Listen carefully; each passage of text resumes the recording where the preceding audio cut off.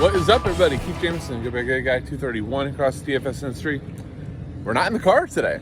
We're out walking the baby to make him calm down this morning. Great time to get in some Champions League previews. So quick reminder, like, subscribe, comment to the video. If you're listening to some pods, do it there. It all really helps. We're going to go with the same format as yesterday. A lot less concerned about pricing because we're going to get rotations, we're going to get values that pop up, all that good stuff. And we're going to focus on the odds, go over set takers, maybe who are some studs that we can attack, all that good stuff. So let's start in Group E: Zagreb, Chelsea, Salzburg, and Milan. Chelsea have won the group. Expect a lot of rotation. They're minus 300 versus Zagreb. I don't want anybody from Zagreb.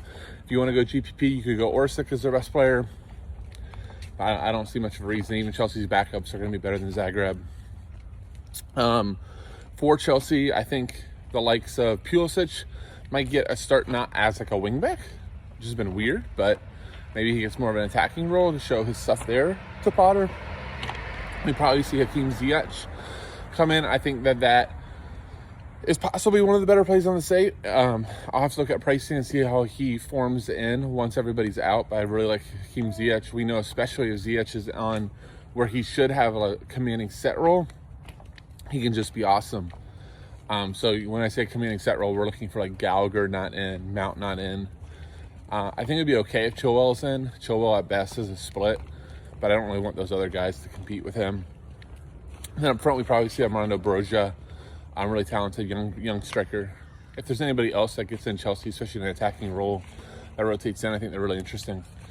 Salzburg going to Milan. I'm not interested in Salzburg here at all, despite having a lot to play for. Zagreb, so that's the other thing. Zagreb and Salzburg both have to play for. Milan, not so much. Chelsea's already won the group. I'm sorry, Milan does have a lot to play for. Sorry, my notes are bad here. But everybody else is playing for second or third in the group. So it is important, depending on tiebreakers. So I don't really want Salzburg here. You could go Susic, Seawald, those type of guys. But at the San Siro, I think that's just a mismatch. For Milan, Tonali and Theo Hernandez have been like the better target and on set pieces. They were terrible this weekend. Look for a bounce back here, but those are my two favorite. They're minus 200 at home. All right, let's go to, and then obviously like Giroud or Rafael Leao for GPP. Leao, I think you can make an argument for cash based on builds. Group G, Sevilla at Man City. Man City's already won the group. Man City's minus 400. I do think you need to worry about the roulette wheel here. If you see guys like De Bruyne in or any like big time starters. Yeah, Kimmich killed yesterday and Bayern killed yesterday. I don't really regret not really targeting them heavy because I think that those subs were just such a risk. But, it does kind of show a little bit of a lesson that just because the team has it clinched up, but they're at home, they don't want to just like trot out crap product for their home fans that are paying money. So, maybe you go there in GPP. I think in cash, there's just other spots that you don't need to force a De Bruyne, that you don't need to force, if in Phil Foden. But if you see a guy like Mahrez in, Julian Alvarez,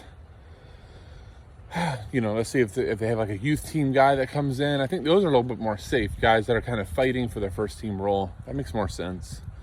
But yeah, Man City's Man City. Like Sergio Gomez, that's a good player. Fullback that doesn't play on the weekends, so he should be getting good 90, something like that. He can even take a random set piece, but nobody on Sevilla. Dortmund has already clinched second place. Sevilla's already clinched third place and going to Europa. And Copenhagen's going home. But Copenhagen is at home.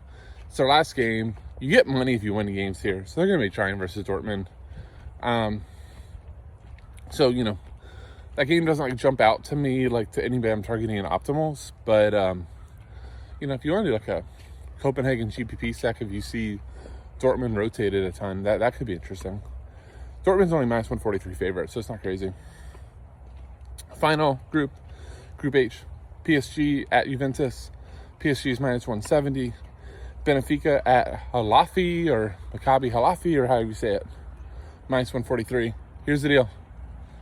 PSG and Benfica both have advanced. But whoever wins by a bigger margin, they win the group. Third and fourth, Maccabi and Juventus are tied. Whoever wins, or loses, we should say, by less, or has just a better margin here, they get third. Fourth gets nothing. Dude, Juventus needs money. Juventus is not in a good financial state, so they better, like, show up versus PSG. So I think that, first and foremost, you are not stacking the 3 PSG guys here. Just our only slight favorite at minus 170. This isn't the spot to go wild with them. I think Messi's the guy I want. If I can't get Messi, then it's probably Neymar and then Mbappe. But I could see you go the other way. I just think Mbappe is the most goal dependent in terms of getting points about everybody.